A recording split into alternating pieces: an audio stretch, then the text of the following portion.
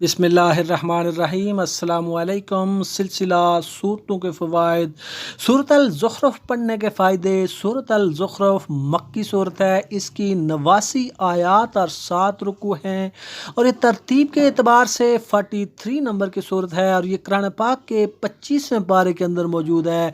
कुरान पाक में हर मुश्किल का हल और हर बीमारी का इलाज मौजूद है। इसी तरह सूरत अल-ज़ुख़्रफ़ पढ़ने के अपने ही ज़बरदस्त और मखसूस किस्म के रूहानी और जिस्मानी फ़वाइद हैं। तो चलिए इन फ़वाइद को जान लेते हैं, लेकिन इससे पहले अगर अभी तक आपने मेरे इस चैनल को सब्सक्राइब नहीं किया तो सब्सक्राइब करके बेल आइकन को प्रेस कर लें ताकि मज़ीद आने वाले वीडियोज़ का नोटिफिकेशन आपको मौसूल हो सके। ज़ुख़्रफ़ अरबी ज़बान का लफ्ज़ है और इसका मतलब है सोना।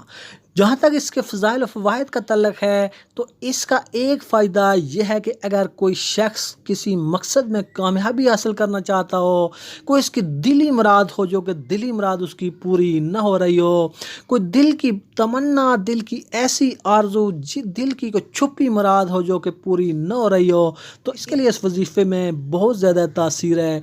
अगर कोई गरीब हो, तंग दस्त हो, कोई माली मुश्किलात का शिकार हो, रिज़्क़ की तंगी का शिकार हो, तो इंशाअल्लाह इस वजीफ़े की बरकत से उसकी रिज़्क़ की कमी दूर होगी। इंशाअल्लाह उसका मकसद पूरा होगा, उसकी दिली मुराद पूरी होगी और उसका मुश्किल इंशाअल्लाह आसान होगी। तो कोई एक वक़्त आपने मुकर्रर कर लेना है। बेहतर यह है कि नमाज फ़जर के बाद आप ये वजीफ़ा करें। वैसे तो कोई भी आप एक वक़्त मुकर्रर करें और रोज़ाना उसी वक्त पे आप ये वजीफ़ा करें।